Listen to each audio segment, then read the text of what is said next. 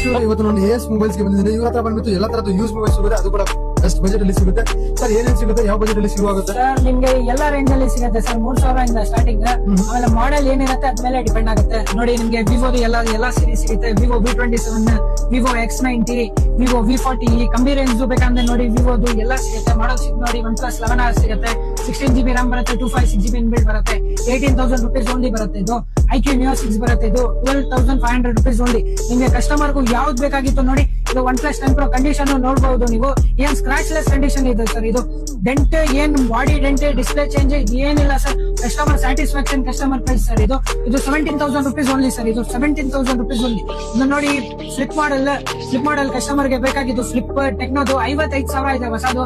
ಇದು ಬೇಕಂದ್ರೆ ನಿಮ್ಗೆ 17,000 rupees ಮಾಡ್ಕೊಡ್ತೀನಿ ಸರ್. 17,000 rupees flip sir. ಇದು ಕಸ್ಟಮರ್ ಎಲ್ಲ ನೋಡಿ ಇದು ಎಲ್ಲ ಫ್ರಂಟ್ ಡಿಸ್ಪ್ಲೇ ವರ್ಕಿಂಗ್ ಇರುತ್ತೆ, ಎಲ್ಲ ವರ್ಕಿಂಗ್ ಇರುತ್ತೆ ನೋಡಿ. ಇದು ಸ್ಯಾಮ್ಸಂಗ್